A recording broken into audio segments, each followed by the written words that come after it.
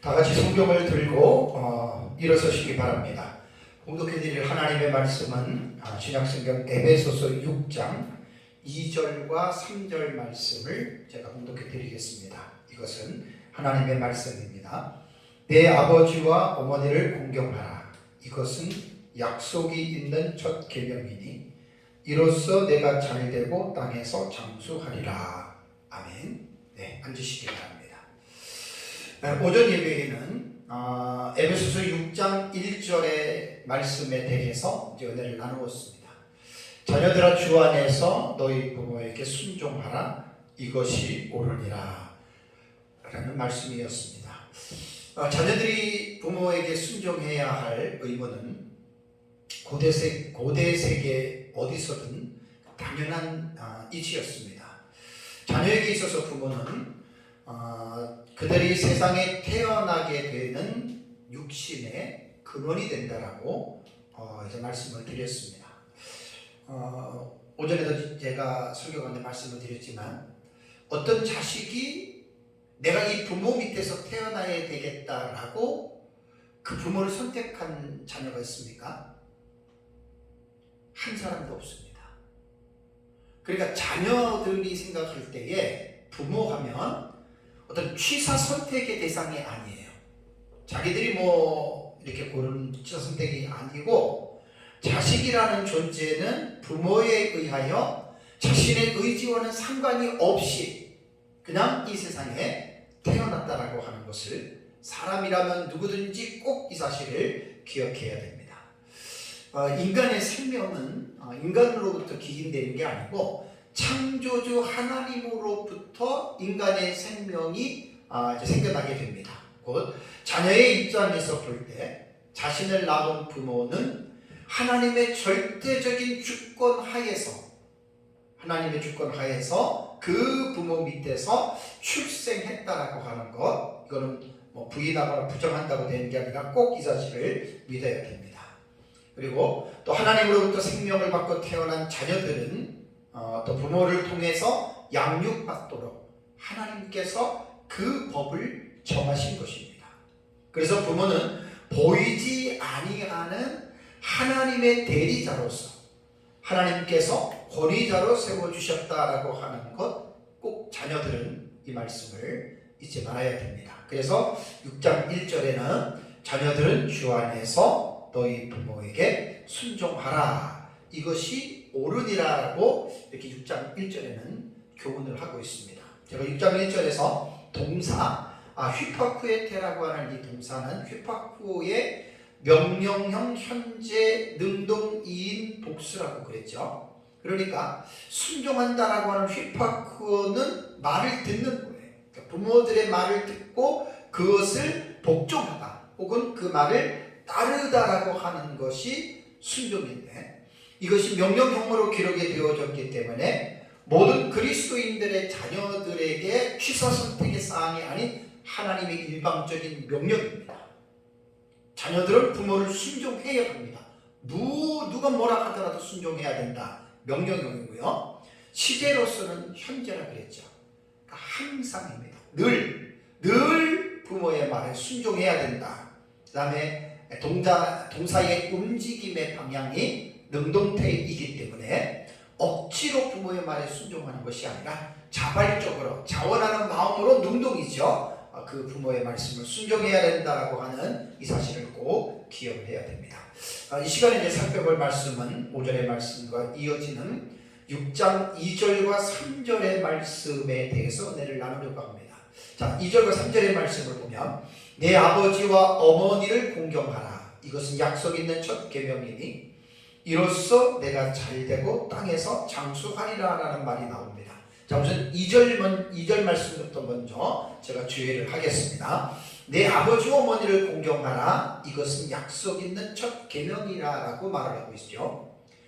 이 본절에서의 이 말은 구약의 본문을 인용한다라고 하는 표현은 없습니다. 예를 들자면 신약성경에 보면 기록된 바나 혹은 이르시기를 이렇게 해가지고 구약에 있는 텍스트를 인용하는 경우가 있는데 앞뒤에 아무런 이렇게 인용한다라고 하는 표현이 하나도 없습니다.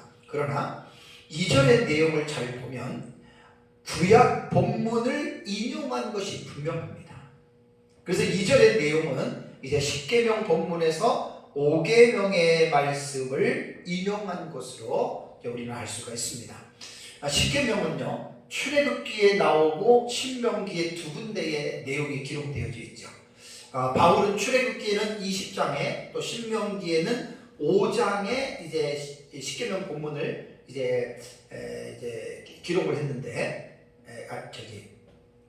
구약의 본문이 출애굽기나 신명기 두 군데에 기록이 되어져 있는데, 이제 아마 사도 바울이 주경학자들에 의하면 출애굽기만 딱 갖고 오고 신명기만 딱 갖고 온 게 아니라 그냥 자유스럽게 인용한 것으로 봐요. 그리고 어떤 학자들은 이제 70인경에 출애굽기 70인경의 이 내용을 약간 바울이 수정해서 이제 가져왔다라고 하는 말이 있는데, 뭐 어떻든 간에 5계명에 있는 내용은 확실하다는 말입니다.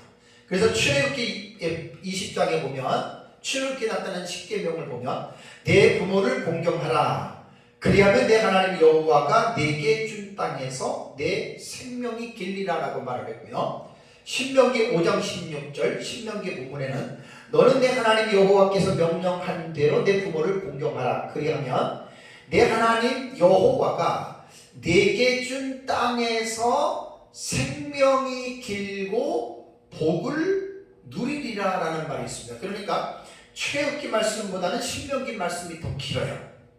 그래서 출애굽기의 그 10계명의 본문에는 내게 준 땅에서 생명이 길리라라고 하는 생명의 문제를 약속을 했지만, 신명기에 나온 10계명은 생명이 길고에다가 또 하나를 추가했는데, 그것이 바로 복을 누리리라라고 하는 말을 신명기 본문에는 추가가 되어져 있습니다.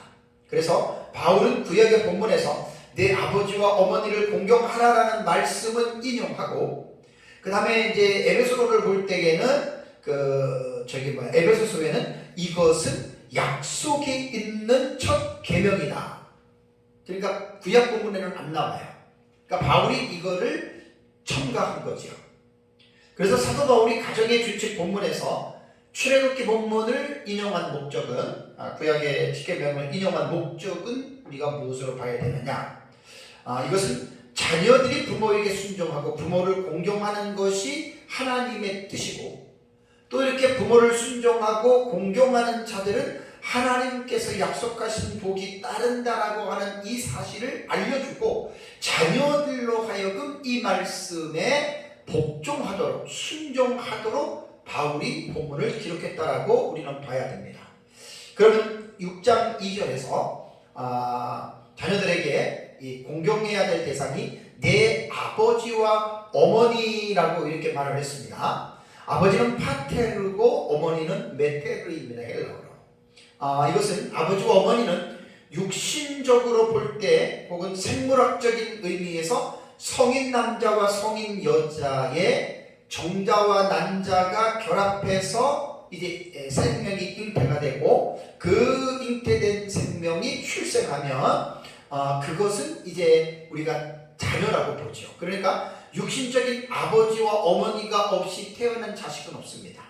정자와 난자가 꼭 필요하다라고 하는 말입니다. 그래서 자녀에게 있어서 부모는 하나님의 절대적인 주권 하에서 허락하신 육신의 근원자가 된다. 이거 되게 중요한 말입니다. 그러므로 하나님께서는 자녀들에게 육신의 근원자인 부모에게 순종할 뿐 아니라 2절에는 공경하라라고 이것이 명령으로 되어 있거든요. 자, 그래서 2절에 보면은 내 아버지 어머니를 공경하라라고 하는 이 동사를 보면은요, 여기 보면은 공경하라라고 하는 티마입니다. 티마는 티마오의 이것도 명령형으로 되어 있고, 시상은 현재이고, 태는 능동태고, 이인칭 이거는 단수입니다. 그러니까 순종하라고 형태가 똑같아요. 명령형, 현재, 능동태입니다. 여기에서 티마오라고 하는 공경하라라고 하는 뜻은 존경하다라고 하는 의미로도 번역이 됩니다. 공경과 존경하다, 혹은 원어 사전에 단어 사전을 들어가 보면은 이게 또 어떤 뜻으로 많이 쓰였냐면 가격을 정할 때 이 티마오라고 하는 단어를 많이 사용했습니다.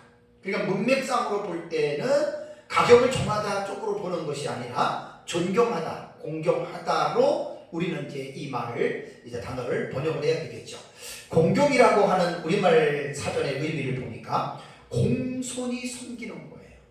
그러니까 자녀들에게 우리말의 의미로 볼 때는 너 낳은 아버지와 어머니를 공손히 섬겨라, 받들라는 말입니다. 그 다음에 존경이라고 하는 이 의미의 우리말은 남의 인격, 사상, 행위 따위를 높여서 공경한다. 공경이라고 하는 말이 공손히 섬긴다라고 하는 거잖아요. 그러니까 자녀들은 자기 부모를 이 세상에서 무엇보다도 가장 귀한 존재로 알고 공손하게 자기 부모를 섬겨야 합니다. 언제까지? 부모가 세상을 떠날 때까지. 이것은 천륜입니다. 천륜. 세상에서는 일륜으로 보지만 기독교에서는 천륜으로 봅니다. 우리는 하나님께서 정해 놓으신 법칙입니다. 자녀들의 부모를 공경하는 동사의 의미는 순종하라는 것과 똑같아요. 명령형이기 때문에 취사 선택이 아닙니다. 모든 그리스도인들의 자녀들은 공경해야 됩니다. 이유 여하를 막론하고 이유를 따지면 안 됩니다. 뭐 우리 아버지가 나한테 못 해주는데 내가 어떻게 그런 거 상황에 개의치 않습니다. 그런 거 상관이 없습니다. 아버지가 아무리 악인이라도, 아버지가 아무리 세상에서 그런 아주 흉악한 사람이라 하더라도 자녀에게 있어서 아버지는 아버지고 어머니는 어머니다. 천륜입니다. 천륜. 교회는 이 사실을 분명하게 가르쳐야 됩니다. 그리고 이제 시제가 현재잖아요. 현재. 계속적 율법으로 보시면 돼요. 어제, 오늘, 내일, 앞으로 계속해서 부모를 공경하라. 능동태이기 때문에 억지가 아니고, 하기 싫은 거 억지로 하는 것이 아니라 자발적으로 자원하는 마음으로 능동태의 의미가 그렇게 부모를 이제 잘 받들어서 공손히 섬기고 부모를 공경해야 한다라고 하는 말입니다. 구약 성경의 출애굽기 본문에 20장 12절을 보면은 히브리어에 보면은 내 부모를 공경하라라고 하는 말이 있거든요.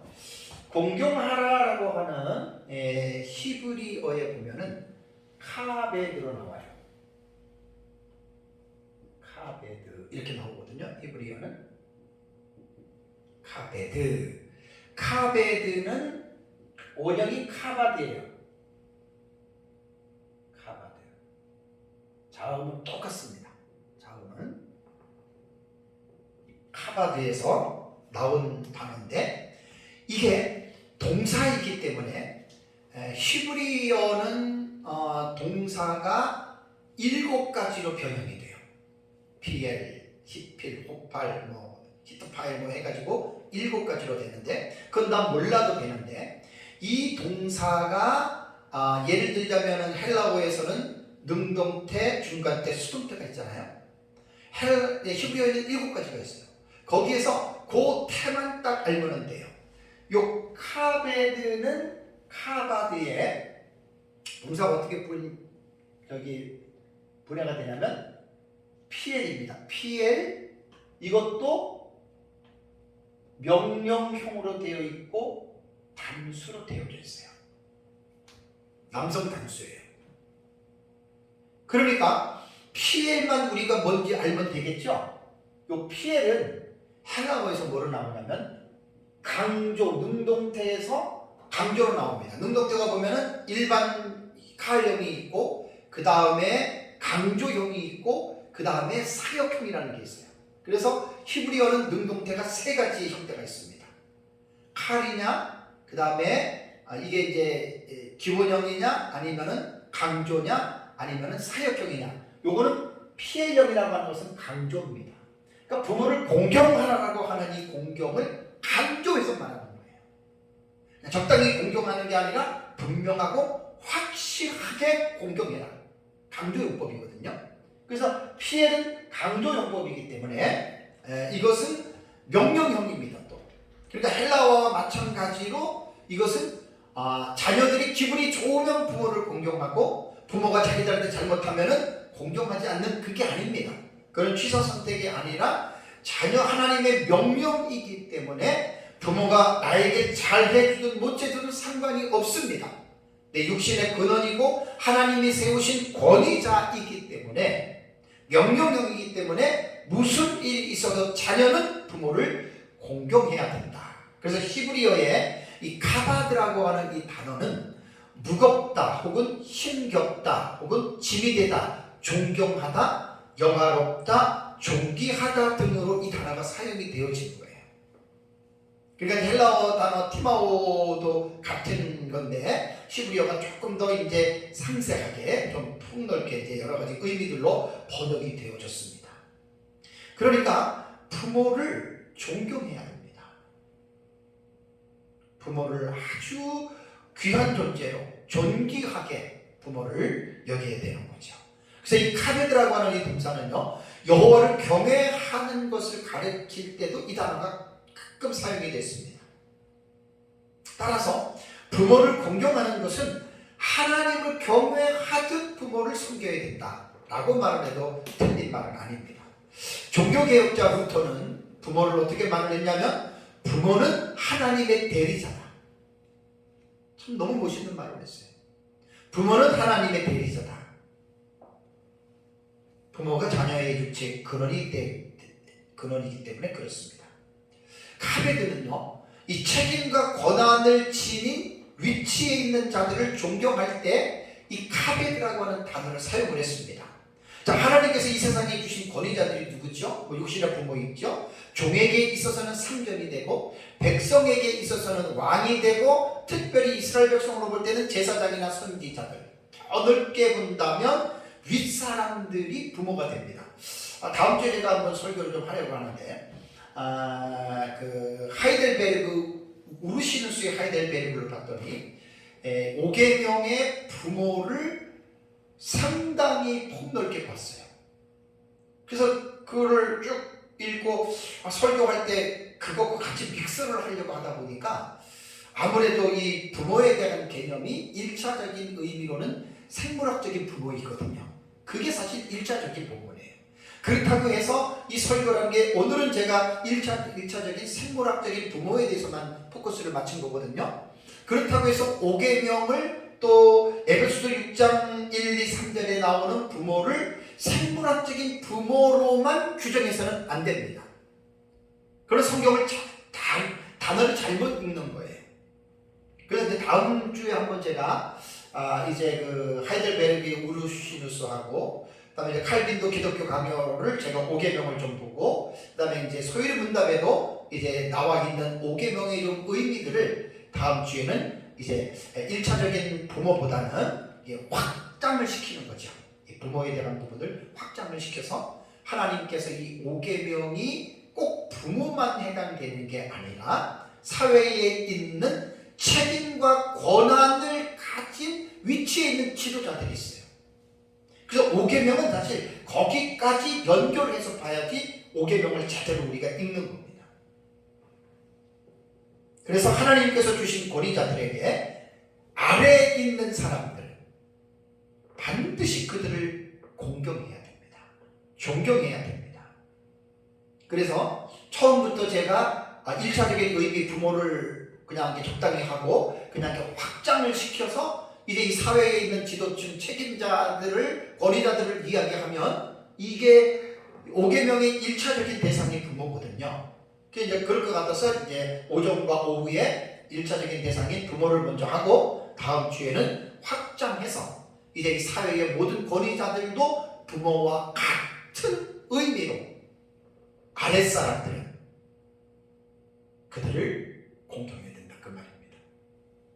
그래야 사회가 올바르게 질서 있게 바르게 설 수 있다라고 하는 그것입니다. 그 다음 주에 제가 이제 말씀드리고 이번 주는 어쨌든 육신의 부모에게만 포커스를 맞춰서 제가 말씀을 드리겠습니다. 자녀에게 있어서 육신의 부모는 계속 제가 첫 시간에도 오전에도 말씀드렸지만 이 땅에서 가장 우선적으로 공경해야 할 대상입니다. 뭐니 뭐니 해도 자녀에게 있어서 부모입니다. 그렇다고 해서 부모만 공경하고 다른 위에 있는 책임자들이나 권위자들은 공경하지 말라. 절대로 그런 말 아닙니다. 1차적으로는 부모를 가장 우선으로 공경해야 할 대상이라고 하는 말입니다. 그래서 계속해서 몇 번 말씀드렸지만 하나님께서 그렇게 권한을 부모에게 위임하셨습니다. 그러니까 자녀인 나를 세상에 태어나게 할 때 그냥 뭐 아래에서 툭 태어나고 뭐 땅에서 이렇게 솟아나는 그게 아니라 인간의 그러한 정자와 난자의 결합을 통해서 나를 태어나게 했는데 그 나를 양육할 수 있는 그 대상자가 누구냐면 눈에 보이는 부모. 그래서 루터는 부모는 하나님의 대리자다라고 한 말이 딱 맞는 말입니다. 아무리 부모가 다른 부모와 비교해서 볼 때 부족하고 못난 부모라 할지라도 그 부모를 하나님께서 허락하신 육신의 근원자입니다. 다른 사람은 몰라도 그 자녀에게 있어서는 자기를 낳은 부모가 가장 존중해야 할 대상이기 때문에 부모를 공경해야 된다. 그래서 오전에도 말씀드린 것처럼 부모를 공경하는 것은 일반 사람들이 도덕이나 양심의 법에서 부모를 공경하는 것과 그리스도인이 부모를 공경하는 것은 차원이 다르다 그랬어요. 우리 그리스도인은 부모를 공경하라고 하는 하나님의 특별 계시에 자녀들이 순종해서 부모를 공경하는 거예요. 그러니까 부모 공경 이전에 하나님의 말씀을 내가 순종한다는 개념이에요. 이게 이제 가정 준칙의 본문에서 남편이 아내에게, 아내가 남편에게 이것이 그리스도와 교회의 관계 속에서 하나님의 말씀을 순종하는 그러한 차원으로 여러분 우리가 봐야 됩니다. 인간의 본분이 무엇일까요? 사람이 왜 사는 걸까요? 사람이 어떻게 살아야 하는 걸까요? 지난주에 전도서 12장 13절 말씀드렸죠? 일의 결국을 다 들었습니다. 솔로몬이 딱 두 가지만 강조했습니다. 여호와를 경외하는 것과 그 모든 계명을 지켜 행하는 겁니다. 사람이 살면서 여러 가지로 사는 어떤 모습과 환경이 저마다 다르고 저마다 가지고 있는 소유나 가지고 있는 모든 것들이 다르지만 그런 인간이기 때문에 서로가 다를 수밖에 없어요. 저 사람은 저 사람대로, 저 사람은 저 사람대로 나름대로 그냥 자기가 가지고 있는 영향력 가운데에 사람은 살아가는데 중요한 것은 뭐냐면 모든 사람이라면 두 가지가 삶에 있어서 중요한 목적이다. 여호와를 경외하는 것과 하나님의 계명을 지키는 것이 그것이 인간의 모든 것이다. 이렇게 전도서 12장 13절에는 말을 했습니다. 그러니까 자녀로서 부모를 순종하고 부모를 공경하는 것은 1차적으로는 하나님의 명령이기 때문에 그리스도인의 자녀로서 하나님의 명령을 순종하는 것이다 라고 하는 이 부분을 꼭 기억해야 됩니다. 자, 이제 본문의 2절을 또 보면은 바울은 부모를 공경하는 자들에게는 하나님의 약속이 있는 계명이라고 하는 사실을 환기시켜 주죠. 2절 밑밥을 보세요. 내 아버지와 어머니를 공경하라. 그 다음에 이것은 약속이 있는 첫 번째 계명이다. 참 특이합니다. 10계명에도 이런 문장은 없습니다. 그러니까 바울이 이제 이걸 딱 떼가지고 그 의미를 다시 한번 강조한 것이죠. 약속이 있는 첫 계명인데 부모에 대한 공경에 대해서는요 공관복음에 나옵니다. 마태복음 15장 4절, 19장 19절, 마가복음 7장 10절, 10장 19절, 누가복음 18장 20절을 보면은 예수님께서 부모를 공경해야 될 부분을 구약 성경의 본문을 가지고 인용을 합니다. 근데 에베소서에 인용되어지는 부모 공경은 다른 본문과는 달리 공관복음에는 약속이 있는 첫 계명 이 말은 하나도 없습니다. 그 에베소서에만 유독이 있는 특징이 있는 것입니다. 오전에도 말씀을 드렸죠. 10계명을 보면 2계명에서도 약속이 명시되어져 있습니다. 출애굽기 20장 6절을 보면 나를 사랑하고 내 계명을 지키는 자에게는 천대까지 은혜를 베푸느니라. 2계명에 지금 연결된 내용이거든요. 근데 이 약속의 계명은 2계명에 딱 국한된 게 아니에요. 우상을 만들고 우상에게 절하지 않으면 천대까지 준다는 그 말이 아니고 나머지 모든 계명에도 적용되는 일반적인 약속입니다. 그래서 5계명에 기록된 약속은 대상이 자녀들로 국한되어져 있는 거예요. 한정되어진 거예요. 그래서 10계명 본문을 볼 때에는 약속 있는 첫 번째 계명이다라고 우리가 이렇게 생각하면 됩니다. 그래서 첫 번째 계명은 뭐 다음 주에 제가 좀 더 자세하게 설명하겠지만 모세가 10계명의 두 돌판을 받았잖아요. 그래서 1계명이 첫 번째 계명이고 하나님의 대신 관계예요. 그 다음에 5계명부터 10계명 6가지 계명이 대인관계의 계명에서 첫 번째 계명이 내 부모를 공경하는 거예요. 그러니까 첫 번째 1계명을 지키면 4계명까지 다 지키는 거고 인간을 향한 5계명부터 10계명 중에 첫 번째 계명인 부모를 공경하면 나머지 뒤에 있는 6, 7, 8, 9, 10에 대한 계명을 다 지킨다는 말입니다. 그러한 그냥 이 10계명은 제가 2년 됐나요? 3년 전에 10계명 설교를 제가 한 7, 8시간 했잖아요. 그때 4계명 하다가 끊겼습니다. 또 다시 좀 이어서 좀 해야 되는데 10계명을 할 때 이 10계명은요 하나하나 독립적이지만 내용들이 다 연결되어 있어요.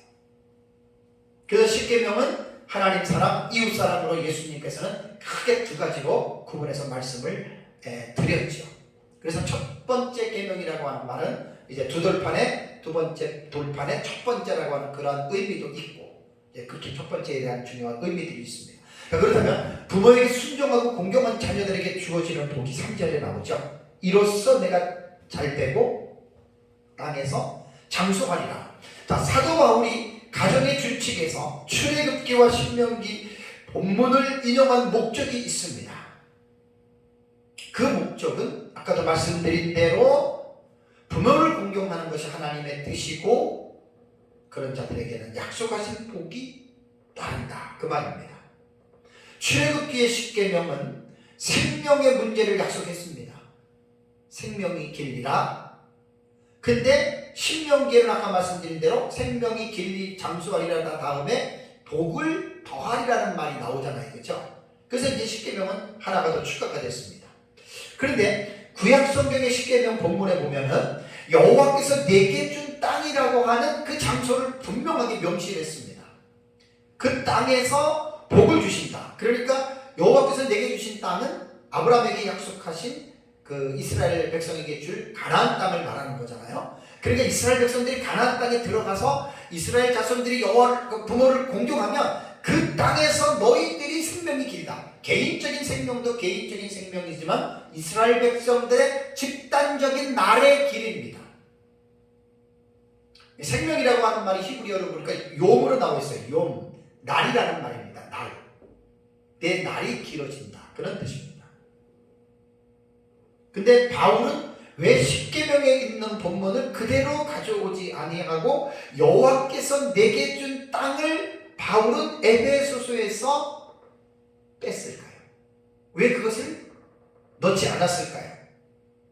그럼 우리가 생각해도 구약 본문에는 이스라엘 백성들에게는 가나안 땅이라고 하는 물리적인 땅이 있지만 신약 시대에서도 그리스도인들은 우리가 가나안 땅에서 살 사람들이 아니잖아요. 그러니까 모든 그리스도인들에게 교훈하기 때문에 여호와께서 내게 준 땅을 바울은 구약의 10계명의 본문에서 그것을 뺀 거예요. 그래서 신약에는 그런 땅의 개념이 꼭 물리적인 땅을 말하는 게 아니잖아요. 하나님의 나라, 그 구약의 이스라엘 백성이라고 하는 가나안 땅을 이제 그림자로 실제적인 실물은 천국이잖아요. 그래서 신약 시대의 그리스도인들에게는 바로 그렇게 교훈을 했습니다. 그럼 이제 복에 대한 내용은 두 가지죠. 잘되고라고 말을 했습니다. 잘되고. 잘되고라고 하는 말은 잘된다라고 하는 말이 유예요. 유. 헬라어는. 유로 이렇게 되어 있어요. 유로 되어 있어요. 이 뜻은 뭐냐면 번영하다라는 거예요. 번영하다. 잘 되는 거예요. 번영하다 그런 뜻이고요. 동사가 되고 그랬잖아요. 이 잘이라고 하는 말은 부사고 그 다음에 되고라고 하는 말은 동사입니다. 동사는 게네타이라고 하는 이 동사로 썼는데 이게 기노마이라고 하는 동사입니다. 기노마이라고 하는 동사는 오마이로 끝났기 때문에 이제 헬라어를 아시는 분들은 이거는 디포넌트 동사라구나라는 것을 알 수가 있어요. 디포넌트 동사는 뭐냐면 태어날 때 동사의 모양이 제가 몇 번 말을 했죠. 오마이 이렇게 생긴 거예요. 오마이로 끝나는 단어는 중간태나 수동태로 보거든요.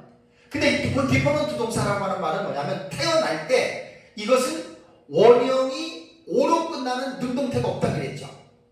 그러니까 태어날 때 중간태와 수동태로 태어났는데 얘는 디포넌트 동사라고 하는 말은 뭐냐면 중간태나 수동태로 해석하지 말고 능동태로 해석하라 이런 뜻입니다. 능동태로.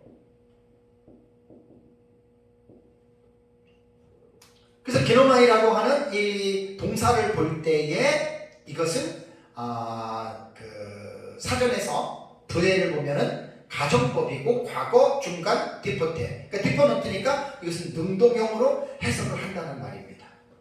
그리고 이제 가정법 과거에는 시상이 제가 적용되지 않는다 그랬죠. 그러니까 직설법에만 동사가 직설법에만 시제가 형성이 돼요. 과거, 현재, 미래가 되고 나머지는 이제 특히 과거 같은 경우는 이제 다른 법에서는 시제가 없어요. 이걸 부정시상이라고 합니다. 부정시상. 그러니까 동사는 동사인데 정해지지 않는 그런 시상이에요. 그럼 부정시상은 영어로는 아우리스트라고 부른다고 했고 아우리스트의 해석은 특이한 게 뭐냐면 단회적 아니면 단호함으로 해석하라 그랬죠. 그러니까 여기에서 잘 된다라고 하는 말은 단호하게 이것을 단호함으로 해석하는 것이 좋습니다. 그러니까 어떻게 잘 되는 것이 어떻게 잘 되느냐? 확실하게 잘 된다 이렇게 해석하는 거예요. 그러니까 헬라어의 모든 게 마찬가지겠지만 특히 동사가 나올 때 왜 동사를 분해해야 되느냐? 왜 동사에 관심을 가지고 이 동사를 어떻게 분해해야 되느냐에 따라서 해석하는 것이 정확하게 해석이 된다는 말이에요. 그러니까 가정법 과거니까 이거는 이제 그 부정시상 아우리스트거든요. 그러니까 단회적 아니면 단호함. 해석은 그렇게 하는 거예요. 문맥상으로 볼 때 내 부모를 공경하는 자는 잘 되는데 이것이 부정시상이니까 단호함으로 해석하는 거예요. 그러니까 강조주의 일종의 부모 공경하면 잘 되는데 확실하게 잘 돼 이런 뜻이에요. 그래서 헬라어가 나오면 동사를 아주 세심하게 봐요. 유의해서 봐야 돼요. 그러면 이러한 의미들을 다 가져올 수 있어요. 확실하게 잘 된다. 강조하는 거잖아요. 다음에 두 번째가 뭐냐면 땅에서 장수하리라 그랬죠. 땅에서 장수하리라. 여기 형용사 장수하리라라고 하는 말은 마크로크로니오스라고 하는 단어인데 이 두 단어가 합쳐질 겁니다. 길다 혹은 먼이라고 하는 마크로스라고 하는 이 단어와 시간이라고 하는 크로노스, 크로노스 기억나시죠? 헬라어의 그 시간에 대해서 크로노스가 있고 아이오니오스가 있고 카이로스가 있다 그랬죠. 요건 크로노스는 물리적인 시간입니다. 그러니까 여기에서 장수하리라라고 하는 이 형용사 마크로크로니오스라고 하는 말은 문자적으로 긴 시간입니다. long time. 그 다음에 오래 사는 long lived예요. 그러니까 오래 산다 이거예요. 출애굽기 본문에는요, 내 생명이 길리라 그랬죠. 생명이라고 하는 이 단어가 히브리어로 보면은 이렇게 나왔습니다. 욤입니다. 욤. 욤이에요. 욤. 욤은 날을 가리키거든요. 날. 그러니까 생명이 길리라고 하는 이 생명은 여호와를 경외하는 자는 이 세상에서 날이 길어진다. 길리라고 하는 와 아리풀이라고 하는 말은 아라크의 이것도 시필령이에요. 시필령. 요거는 조금 이제 좀 볼 필요가 있습니다.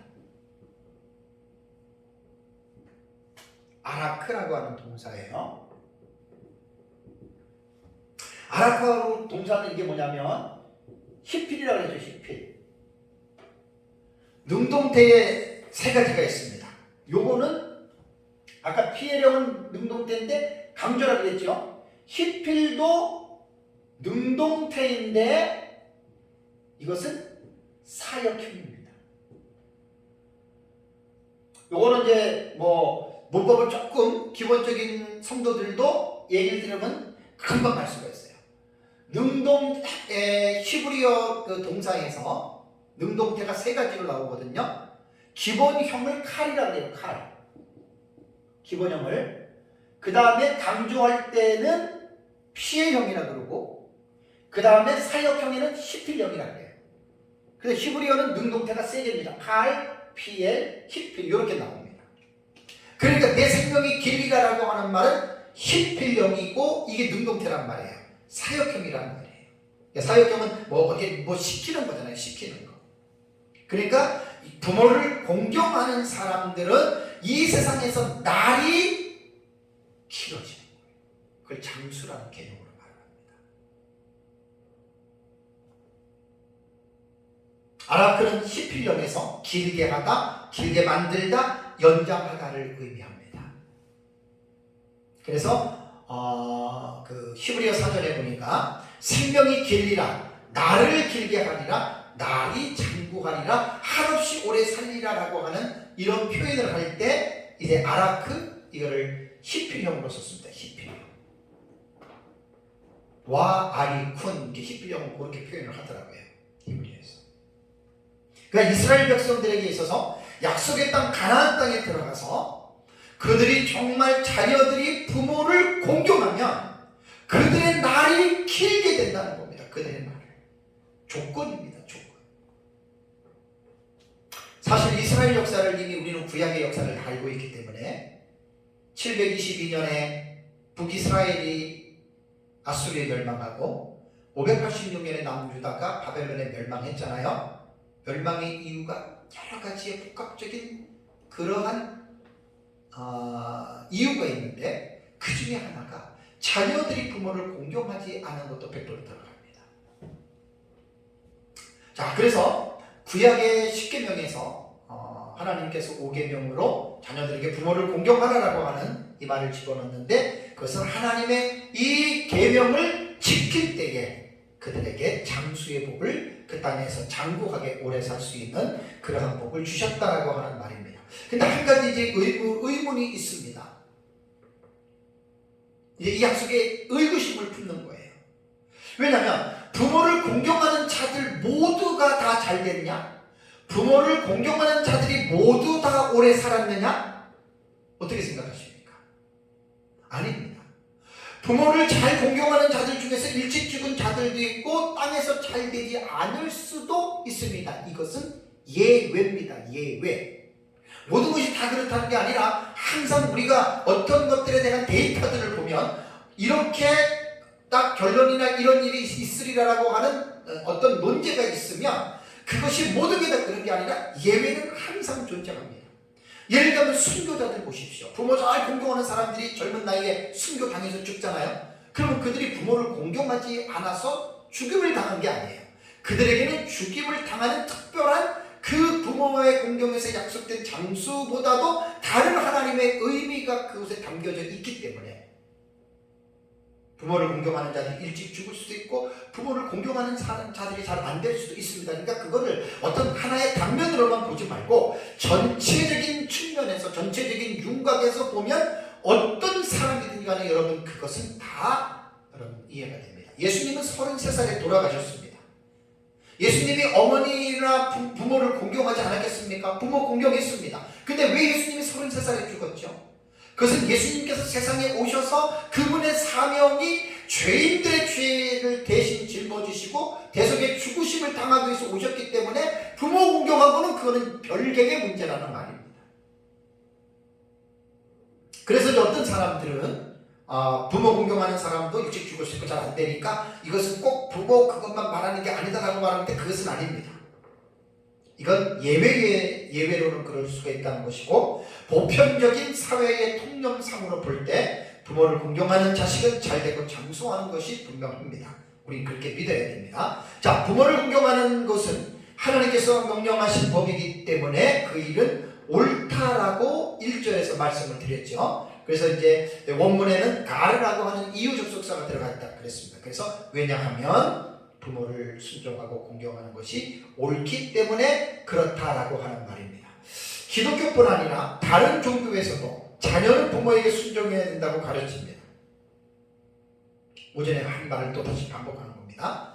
어느 시대든지 인간 사회에서는 자기 부모에게 순종하고 공경하는 것이 인간의 기본적인 도덕적 본성에 속한 규범으로 가르치고 또 그렇게 가르치고 있습니다. 틀린 말이 아닙니다. 아까 말씀드린 대로 기독교는 인간의 기본적인 도덕적 본성보다는 하나님의 특별 계시에 기록된 하나님의 말씀이다. 하나님의 명령이다. 그리고 자녀가 부모를 순종하고 공경하는 것은 하나님께서 정하신 창조 질서에 속한 법이라는 것. 우리는 이게 일반인들과 자녀가 부모를 공경하는 것에 대한 차이라고 하는 말입니다. 성경에서 제가 부모를 공경해서 자녀가 받은 복 많이 있는데 제가 하나 설교를 준비하면서 룻이 생각이 났습니다. 룻기 한번 1장을 보실까요? 룻기 1장에 보면은 이제 나오미라고 하는 여인이 이제 두 아들을 데리고 이제 모압 땅으로 가죠. 이제 모압에서 이제 두 며느리를 얻어 가지고 이제 이방에서 살다가 남편도 죽고 두 아들도 죽었습니다. 자, 두 며느리만 남았습니다. 자, 그래서 룻기서 1장 8절을 보면 나오미가 두 며느리에게 너희는 각각 너희 어머니의 집으로 돌아가라. 왜? 이제는 아무런 소망도 없습니다. 이스라엘 백성 사회에서 형수 취수법이라든가 뭐 이러한 법으로 볼 때에는 남편이 죽으면 동생이 예를 들어 가지고 그 남편의 의무를 다했고 또 다 죽으면은 남자 동생이 있으면은 형수를 취해서 그 형수 취수법이라고 그러잖아요. 그렇게 해가지고 이제 그 대를 이어가는 법이 있었잖아요. 근데 나오미께서는 본문을 읽어봐도 나는 늙었고 남편도 두지 못하고 가령 내가 아이를 낳다 그러더라도 너희들이 지금 그 아이가 커서 그거는 불가능하다는 거예요. 그래서 둘이 돌아가라라고 말을 했습니다. 그래서 며느리가 둘이 있었죠. 오르바하고 룻 둘이 있었습니다. 동생이 이제 룻이고 그 형님이 오르바죠. 그래서 이제 어머니가 이제 아들 다 죽었으니까 너네는 이제 너희 집, 너희 고향으로 너희 어머니 집으로 돌아가서 남은 삶을 너희 새롭게 살든지 해라라고 이렇게 말을 합니다. 그러니 이제 첫 번째는 나오미하고 오르바가 이제 나는 안 가겠습니다 그랬는데 룻이 또 재촉합니다. 야, 그러지 마. 아무런 수가 없어. 너네 날아가서 너네 그냥 살아라고 이렇게 말을 합니다. 자, 그런데 이 말에 오르바는 어머니에게 못 이기는 척하고 맞아. 내가 여기 있어봤자 뭐해? 어머니를 떠납니다. 자기 고향으로 돌아갔습니다. 그런데 막내 며느리죠. 룻은 그렇지 않았습니다. 자, 14절을 볼까요? 룻기 1장 14절. 그들이 소리 높여 다시 울더니 오르바는 형님이죠. 그의 시어머니에게 입 맞추되 룻은 그를 붙쫓았더라. 그러니까 나오미가 야, 네 동서도 지금 갔는데 너도 가, 넌 따라오지 마라고 말을 했는데 룻기 1장 16절을 보시죠. 16절에서 17절 말씀이 아주 중요합니다. 룻이 이르되 내게 어머니를 떠나서 어머니를 따르지 말고 돌아가라 강권하지 마옵소서. 어머니께서 가시는 곳에 나도 가고 어머니께서 머무시는 곳에 나도 머물겠나이다. 어머니의 백성이 나의 백성이 되고 어머니의 하나님이 나의 하나님이 되리니 어머니께서 죽으시는 곳에서 나도 죽어 거기 묻힐 것이라. 만일 내가 죽는 일 외에 어머니를 떠나면 여호와께서 내게 벌을 내리시고 더 내리시기를 원하나이다 하는지라. 자, 완전히 룻은 어느 누가 말해도 소용이 없습니다. 난 죽어도 어머니 함께 살고 어머니 백성이 내 백성이고 나는 그렇게 하겠습니다라고 룻은 결정을 했죠. 자, 이 결정이 지금 뭐지요? 제가 지금 설교하는 주된 내용은 뭐 룻에 초점을 맞추는 게 아니라 설교하는 주된 내용은 에베소서 6장 2절에 내 아버지 어머니 부모를 공경하라는 말입니다. 여기에서 부모는 나를 낳아준 부모도 부모지만 내 배우자의 부모도 부모입니다. 지금 그걸 말하는 겁니다. 룻에게 있어서 나오미는 자기를 낳은 엄마는 아니지만 남편의 어머니예요. 같은 개념으로 생각했다는 거예요. 자기를 낳은 엄마, 부모처럼 시어머니, 시아버지도 그렇게 생각했다는 거예요. 그리고 나오미는 철저하게 뭐 우리나라 사람들 같은 경우는 뭐 여자는 시집 가면은 이제 출가 외이다 뭐 이런 말을 이런 사상들이 뭐 고대에서도 많이 있었던 것 같아요. 그러니까 철저하게 딱 하고 나는 어머니 따라서 나는 그냥 살다가 죽겠다. 어머니 백성이 내 백성이 된다. 아주 결단을 하고 딱 갔습니다. 그때 이제 생략하고 보아스를 만나죠. 그 성의 유력한 자 보아스. 룻기 2장을 보시면 룻기 2장 11절과 12절을 보면 보아스가 등장합니다. 보아스가 그에게 대답하여 이르되 내 남편이 죽은 후로 내가 시어머니에게 행한 모든 것과 내 부모와 고국을 떠나 전에 알지 못하던 백성에게로 온 예루살렘으로 들어왔잖아요. 내게 분명히 알렸다. 들어서 알았다는 말이 보았습니다. 그러면서 12절에 여호와께서 내게 행한 일에 보답하시기를 원하며, 그러니까 이스라엘 사회에서는 십계명을 다 알고 있었거든요. 그러니까 부모를 공경하는 것은 물론 이때는 모세 이전이기 때문에 성문화된 십계명 법은 없었어요. 그러나 이때는 불문법으로서 인간의 양심 속에 부모 공경이라든가 도둑질, 간음 이런 것들이 원리들은 중심들은 인간의 양심 속에 들어가 있었던 법입니다.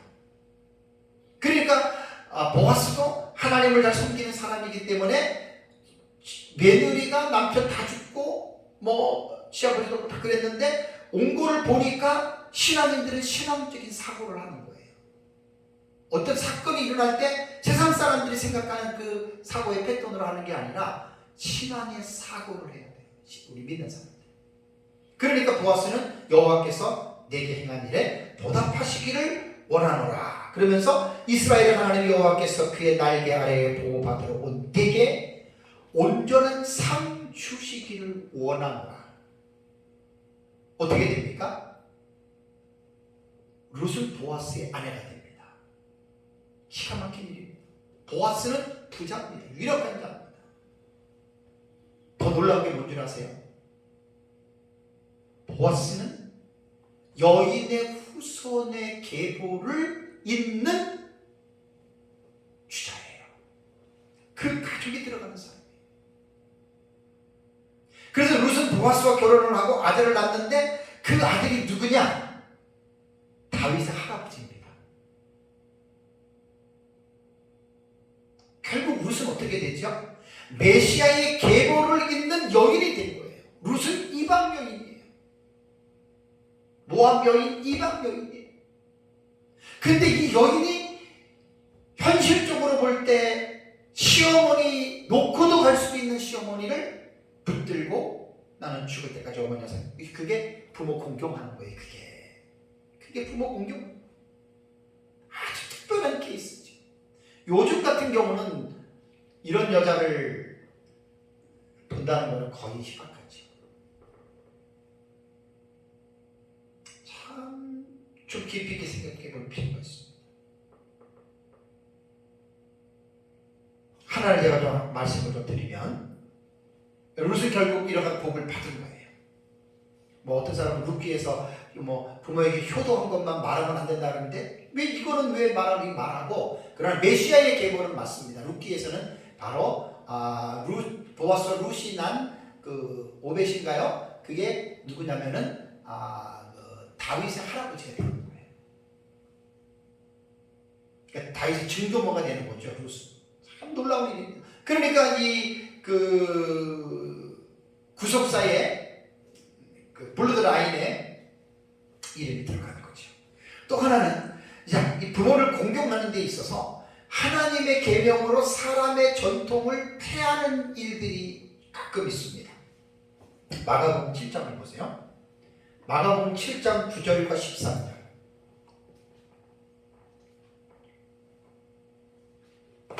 마가복음 7장 9절과 13절을 보면은 고르반이라고 하는 말 아시죠? 고르반이라고 하는 단어가 나옵니다. 시간상 다 자세하게는 모르고 예수께서 이제 서기관들에게 지금 그들을 질책하는 거예요. 그래서 9절 보면 또 이르신 너희가 너희 전통을 지키려고 하나님의 계명을 잘 버리는도다. 그러면서 예수님이 모세는 내 부모를 공경하라 하고 또 아버지나 어머니를 모욕하는 자는 죽임을 당하리라 하였거늘 너희는 이르되 사람이 아버지에게나 어머니에게나 말하기를 내가 너를 유익하게 할 것이 고르반 곧 하나님께 드림이 되었다라고 하게 말하면 그만이라 하고 자기 아버지나 어머니에게 다시 아무것도 하여 드리지 아니하기를 허락하지 아니하여 너희가 전한 전통으로 하나님의 말씀을 폐하며 이 같은 일을 많이 행하는 거예요. 예수님이 지금 서기관들을 지금 질책하는 거예요. 여기 고르반이라고 하는 이 단어는 코르반이라고 하는 헬라어 단어입니다. 이것은 뭐 선물 혹은 예물로 번역이 되는 단어인데요. 이 명사 코르반은 히브리어 코르반을 음역한 것입니다. 히브리어 단어도 코르반입니다. 그것을 헬라어로 음역해서 코르반이라고 음역을 했는데 이 코르반은 하나님께 바쳐진 예물을 말합니다. 하나님께 바쳐진 것은 저건 하나님께 바쳐졌기 때문에 코르반이야라고 이렇게 말을 했다는 말입니다. 후기 유대교에서는 이 말이 좀 더 전문적인 용어로 사용을 했는데 요세푸스는 하나님께서 자신을 바치는 자들을 고르반이라고 했습니다. 고르반. 물론 헬라인들은 종교적인 하나님하고 상관이 없으니까 그냥 선물로만 그냥 이렇게 말을 했죠. 본문에서 교훈하는 핵심은 11절과 12절입니다. 그 당시 서기관들은 어떻게 가르쳤냐면 너 하나님께 고르반했냐 하나님께 헌신했냐 그러면 너는 이제 하나님께 모든 걸 바쳤으니까 아버지와 어머니에게 할 필요 없다 이렇게 가르쳤다는 말이에요. 자기 아버지와 어머니에게 다시 아무것도 하여 드리기를 허락하지 아니했다. 고요미 박사님 성경을 이렇게 번역한 거를 제가 보니까 12절에 아버지나 어머니에게 더 이상 아무도 해드리지 못하게 하고 있다. 그러니까 내가 하나님 앞에 헌신했어요. 나는 하나님 앞에 다 드렸어요. 그러면 이제 너는 하나님께 다 드렸으니까 코르반이야.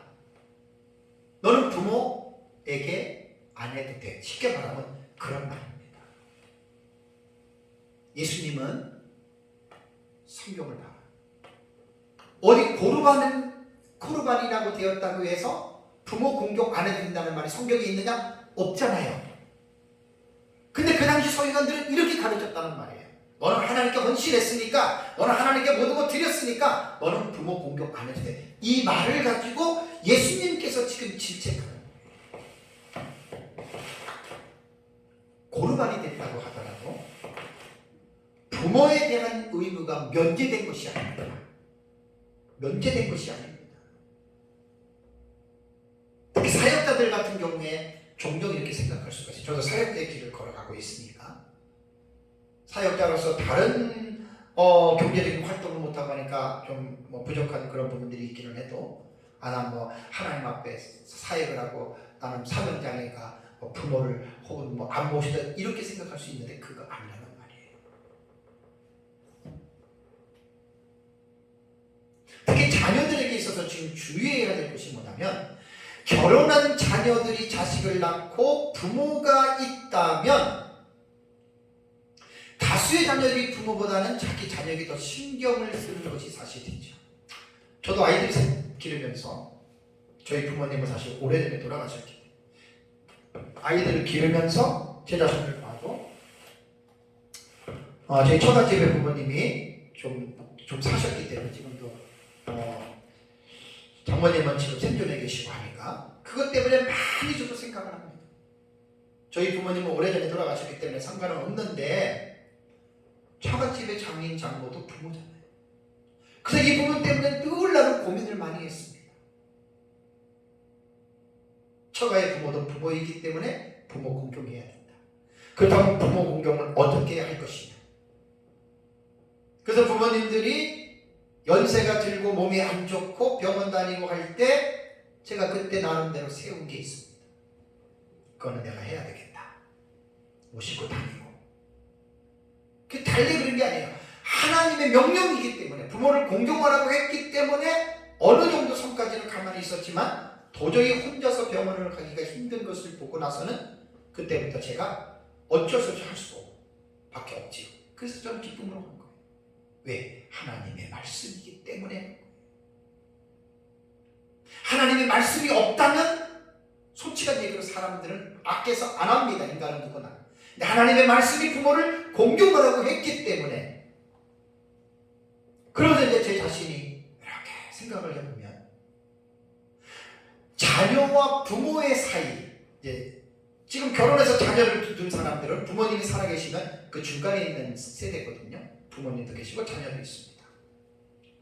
근데 성경을 보면 대부분 사람들이, 저도 그렇고, 부모보다는 내리사랑이라고 자녀에게 관심이 있는데 보통 관심이 있는 게 아니죠. 많은 사람들이 부모에게는 관심을 안 쓰고 온전히 그 정성을 자식에게 쓰는 것이 사실 오늘날 보면 현실입니다. 자식에게 열을 쓰면 부모에게는 하나 둘 쓰는 것도 힘들게 생각하는 게 오늘날 현실이거든요. 여러분들 성경을 보세요. 성경에는 내 자녀를 공경하라는 말이 성경에 있습니까? 어느 성경에도 자녀를 공경하라는 말이 없습니다. 그런데 내 부모를 공경하라고 하는 말은 성경에 분명하게 적시되어져 있습니다.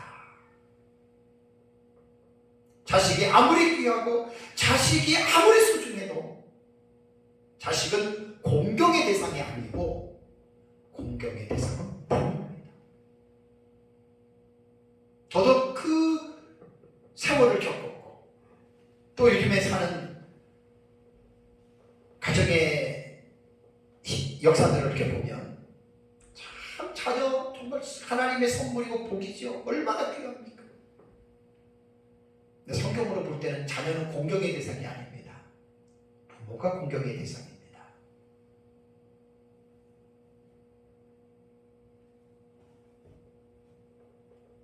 내가 잘 되려면, 내 자식이 잘 되려면 살아있는 부모를 공경하십시오. 그러면 잘 됩니다. 그것이 3절의 약속입니다. 이로써 내가 잘 되고 땅에서 장수하리라. 내가 자녀가 있는데 내가 잘 되지 않으면 내 자식을 어떻게 내가 케어할 수 있습니까?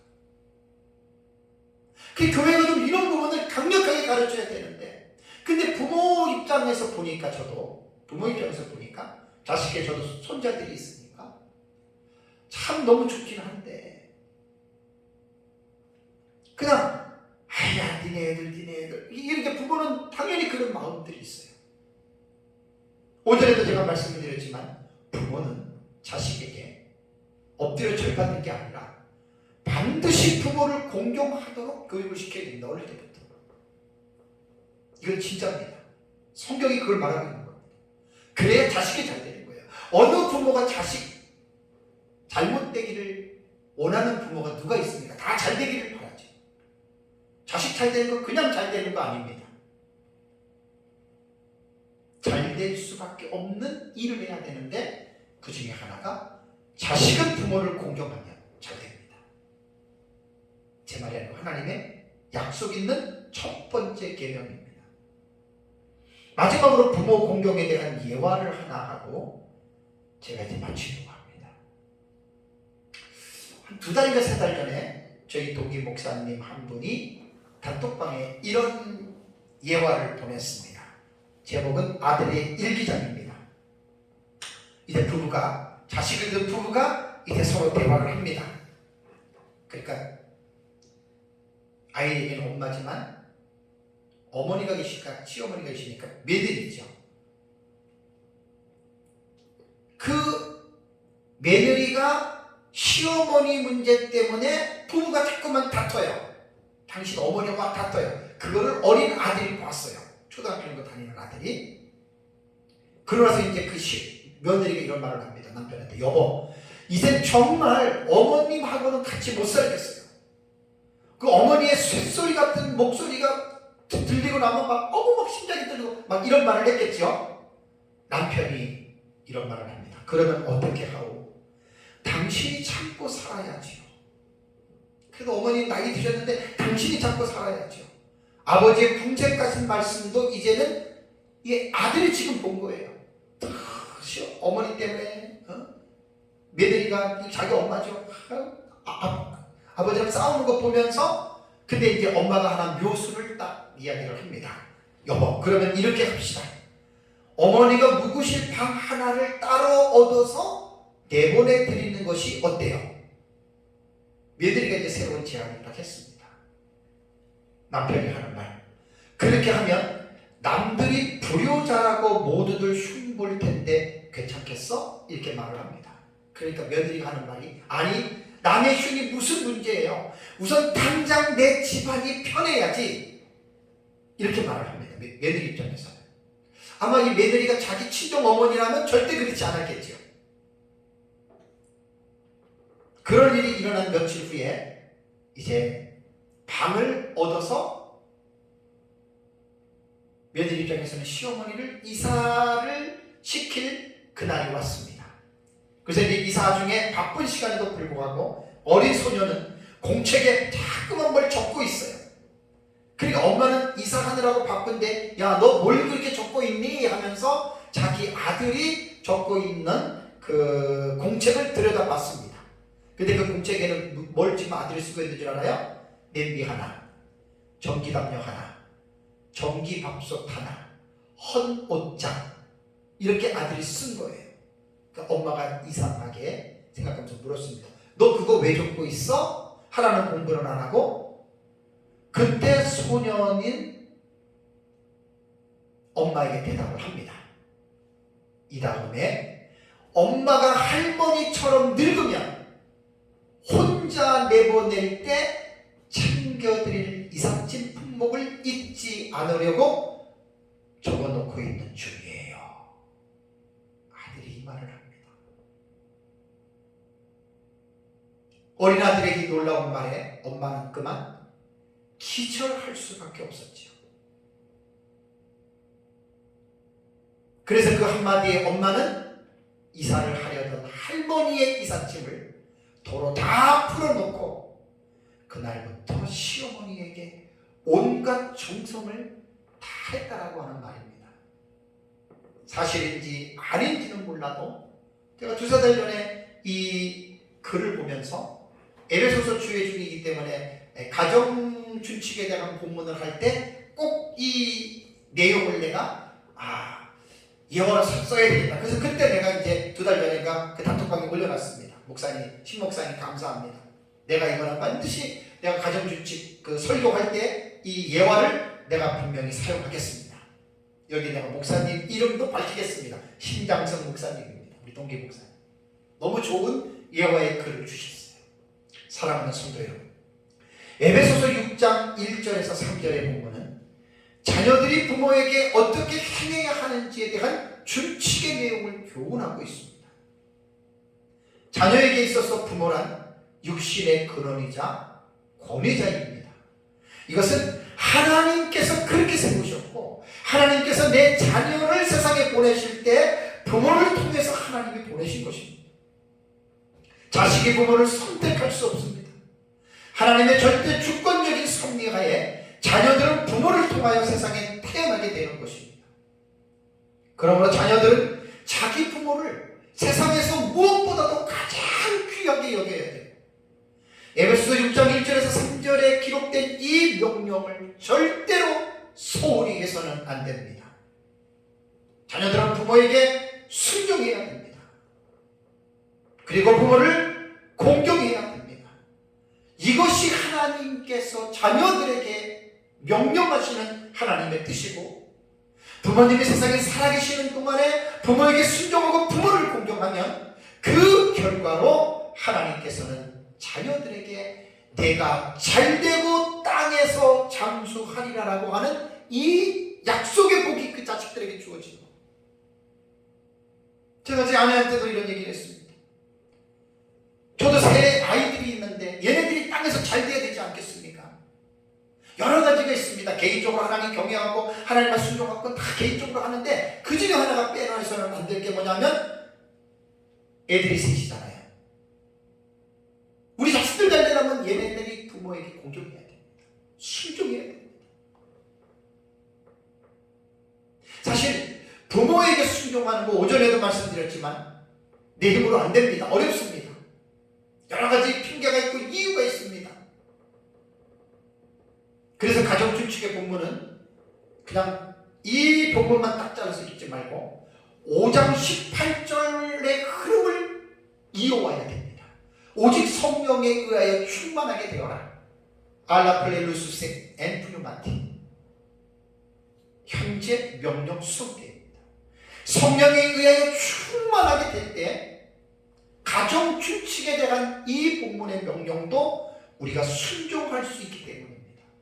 자녀들을 정말 부모에게 순종하고 부모에게 공경하려면 성령 충만하셔야 됩니다. 성령 충만을 받아야 됩니다. 성령이 충만할 때 부모를 순종하며 부모에게 공경할 수 있다고 하는 것을 여러분들이 꼭 기억을 해야 됩니다.